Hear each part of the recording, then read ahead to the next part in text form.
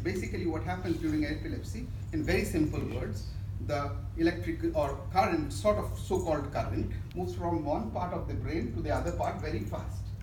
Okay, and as we all know, there is two parts of our brain, left and the right.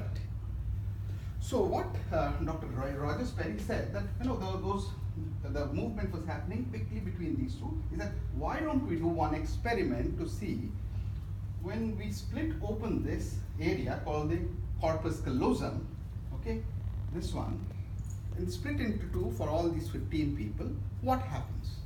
So they did this experiment further, and what they did found out is all the cases, luckily all the cases, that the epilepsy stopped. Epileptic, this one stopped. Now, but there were some people who came back and said something very curious, very, very strange. One guy came and said, hey, doctor, I'm not able to make an omelette. The question was, why? Well, were you able to make it earlier? Well, yes, easily. In 2-3 minutes it was done. Okay. Now it takes me 1.5 hours to make an omelette. Well, why? Why is that? He's telling that when I take up my pan, when my right hand is taking up the pan, my left hand comes and takes it away. He said, no, we need a boiled egg.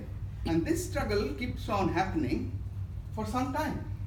And thereafter, a lady came over and said that when I am trying to pick up a dress, it takes me almost, or choose a dress, it takes me quite a bit of time.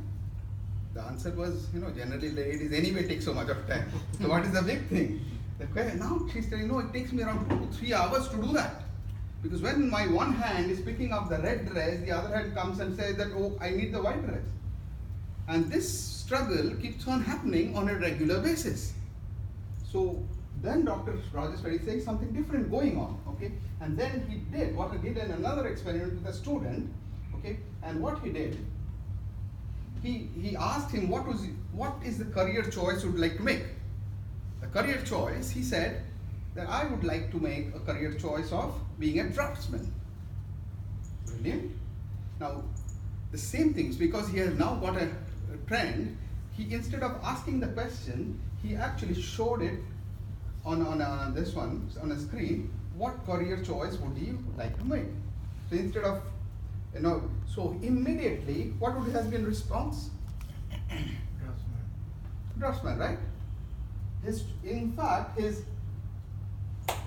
choice was now being a car racer. He wanted to be a car racer. Okay, so what Dr. Roger Sperry came up with, the huge discovery, was basically the model which talks about the two sides of the brain having two different functions. Okay, and 1964, for that he got the Nobel Prize. Okay, he said that at any point in time, there is a fight going on between the left side and the right side of the brain, because of which, do we find sometimes the decisions are difficult to make? See, why does a career choice also for kids, becomes difficult?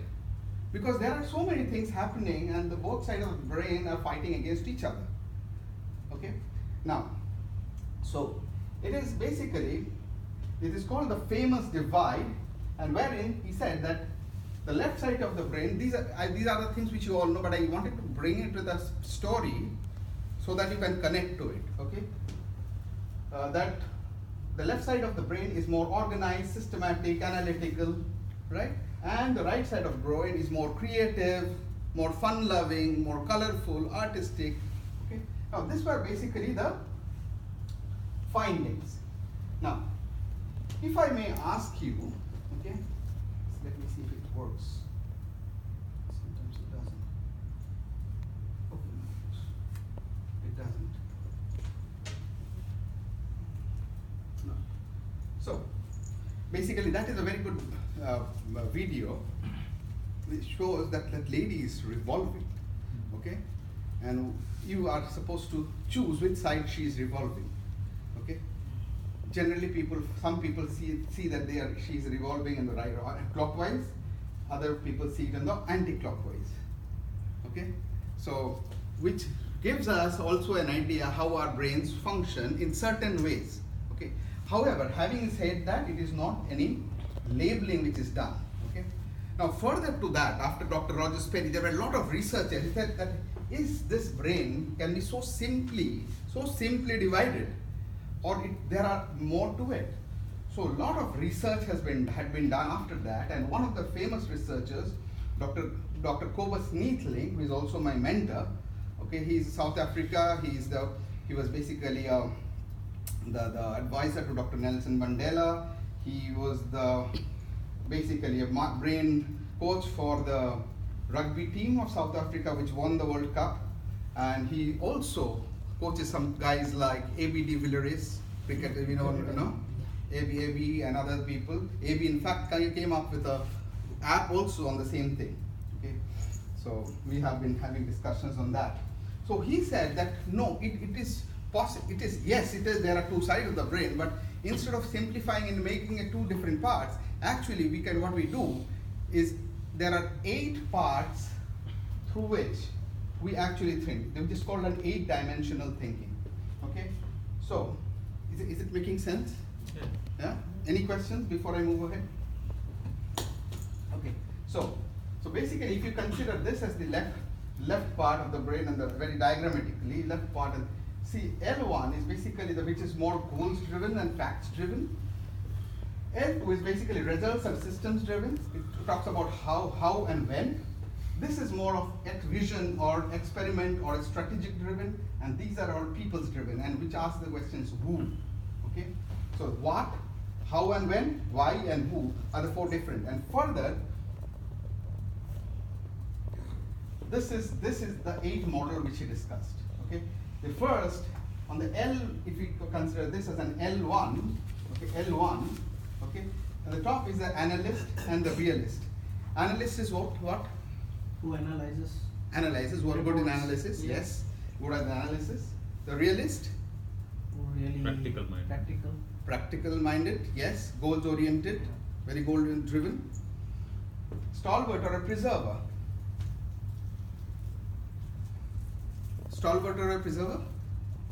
Who wants to maintain the status quo, do not want to take too much risks. Okay. See, we will connect, why I'll be talking this, we'll connect to our business, thoughts of our business later on. Yeah? And the organizer, one who organizes, right? On the right top quadrant is basically the strategist and the imagineer.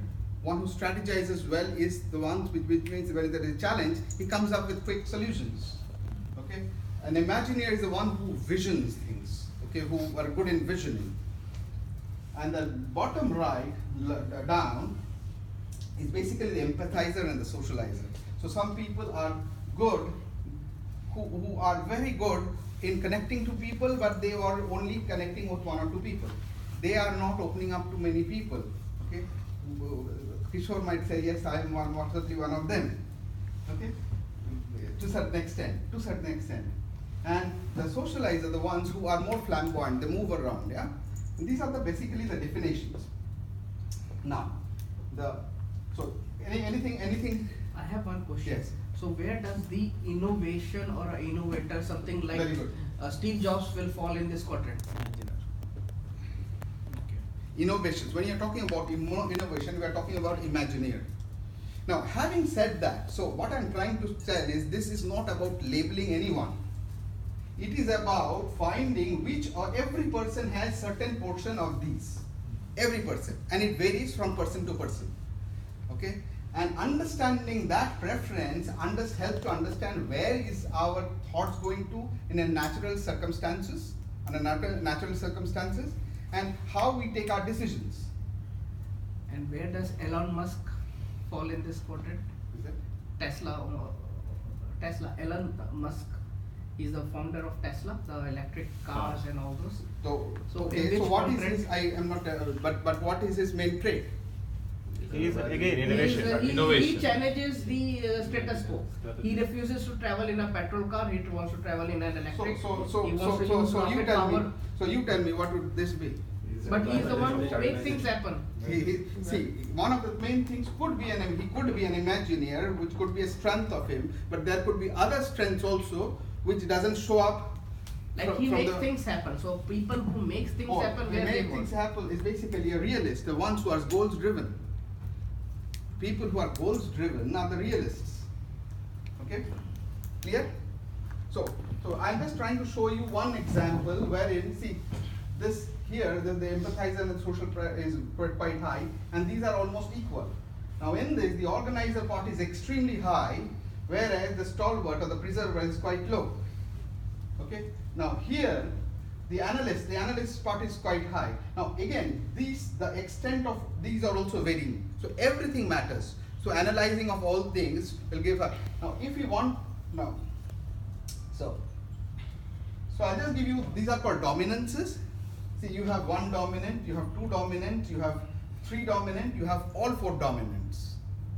Okay, so you have all four dominants. So we have different combinations of dominance, and based on that we can understand how would this business owner or this person within our organization, what would be his thinking preference and what would be his style. Yeah.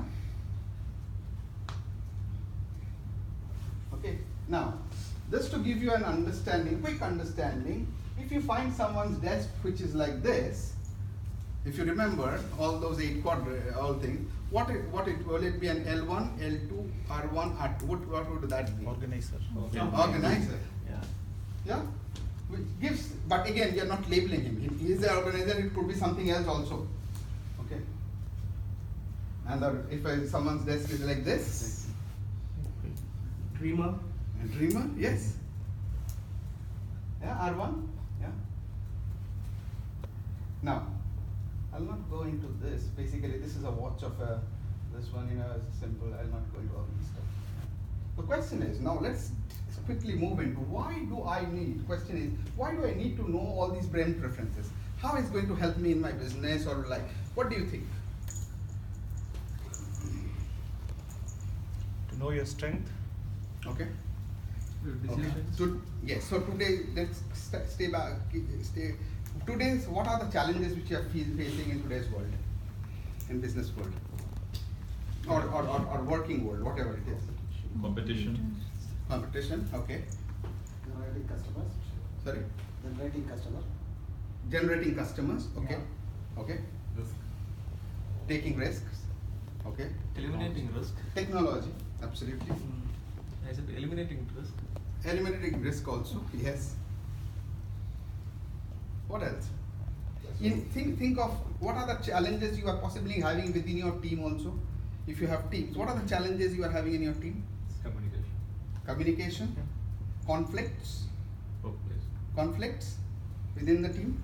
Ego. Okay, ego. You also possibly like some people, but from your own reference, you like some people and you do not like some people. You keep on thinking, do you have someone in mind? Oh, why can't he change the way he's doing things? As you know, and it stresses you out, other than our spouses.